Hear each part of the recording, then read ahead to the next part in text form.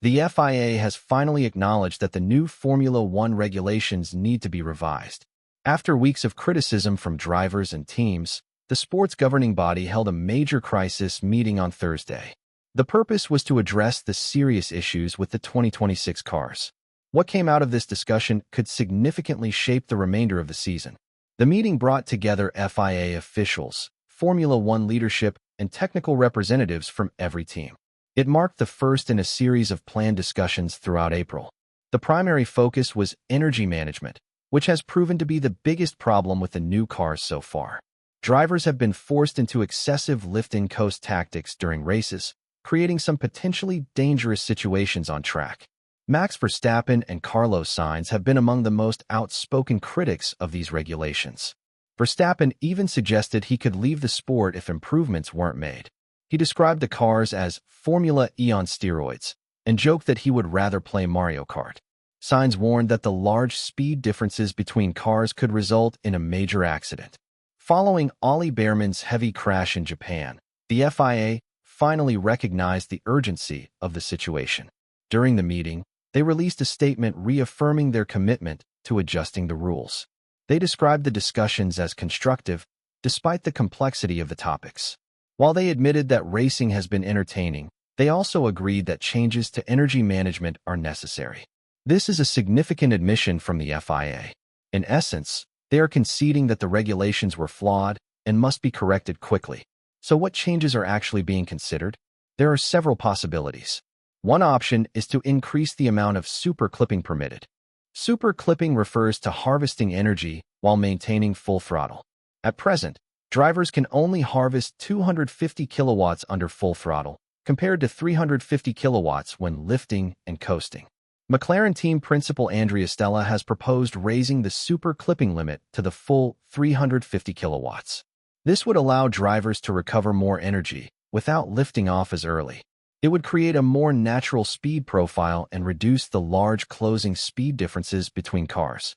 This is widely seen as the safest and least extreme solution. Another approach involves modifying energy deployment rules. The FIA could reduce the maximum deployment from 350 kilowatts or adjust the rate at which power decreases, allowing electrical energy to last longer along straights. This would prevent cars from suddenly losing power and becoming easy targets for those behind. The FIA may also revisit harvesting limits. Before the Japanese Grand Prix, the energy recovery limit in qualifying was reduced from 9 megajoules to 8 megajoules. This was intended to minimize superclipping during qualifying, but further reductions could be introduced for races. Some teams have suggested lowering the limit to 6 megajoules.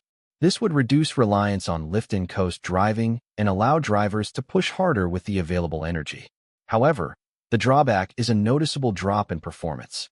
Early estimates indicate lap times could increase by more than 2 seconds at certain circuits. Still, if it allows drivers to truly push rather than conserve, it might be worth the compromise.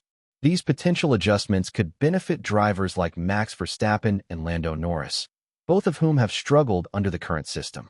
Mercedes has dominated the 2026 season so far, with Kimi Antonelli and George Russell winning all 3 races and the sprint event. Meanwhile, Red Bull has fallen back into the midfield, while McLaren is battling to maintain 3rd place in the Constructors' Championship.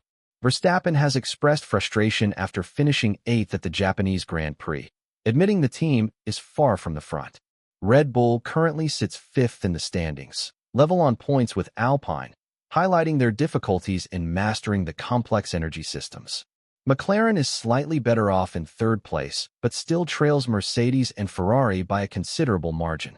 Lando Norris has struggled to find consistent pace, and the team has not been able to compete for victories as they did last season. If the FIA simplifies the energy management rules, it could completely reshuffle the competitive order. It might eliminate Mercedes' current advantage, which explains why discussions have been described as challenging. Mercedes naturally prefers to keep the regulations unchanged, as they currently have the fastest car. In contrast, teams like Red Bull are pushing hard for significant changes, seeing them as their best opportunity to return to the front. The FIA has outlined a strict timeline. Another meeting will take place on April 15th to review sporting regulations, followed by a technical meeting on April 16th. Finally, team principals will meet with the FIA on April 20th to vote on the proposed adjustments. If approved, the changes could be introduced in time for the Miami Grand Prix in early May. This leaves teams with less than a month to prepare for potentially major regulatory changes. It is expected to be an intense period for engineers as they work to adapt their cars. The enforced April break has given teams an opportunity to regroup and focus on development. It has also provided the FIA with time to reassess the rules. The cancellation of races in Bahrain and Saudi Arabia created a gap in the schedule, which is now being used to address these issues.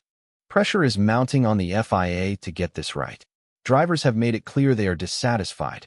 They want cars they can push to the limit, not machines that require heavy energy saving halfway down straights. If the situation does not improve, both drivers and fans may lose patience. Formula One is meant to represent the peak of motorsport, showcasing the fastest cars and the most skilled drivers pushing boundaries. Right now, however, it feels more like an efficiency exercise. Drivers are focusing more on managing energy systems than on racing.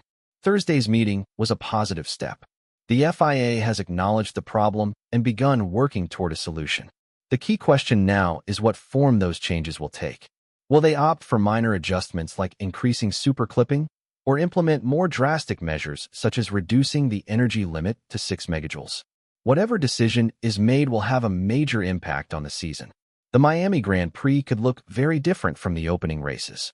We may see a reshuffled grid, with new teams competing at the front and drivers finally able to push to the limit. The coming weeks will be critical for the future of Formula One. The FIA must balance the interests of drivers, teams, and fans, finding a solution that improves safety and excitement without destroying competitive fairness. It's a difficult task, but one they must get right. Drivers are standing firm on this issue. Carlos Sainz has made it clear that the Grand Prix Drivers Association is united.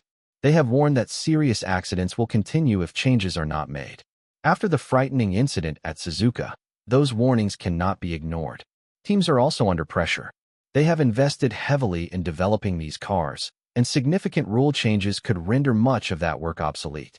Engineers now face the challenge of re-optimizing their designs. What do you think about the proposed changes? Should the FIA increase superclipping or reduce the energy limit? And could these adjustments help Max Verstappen and Lando Norris return to the front? Share your thoughts and predictions in the comments below.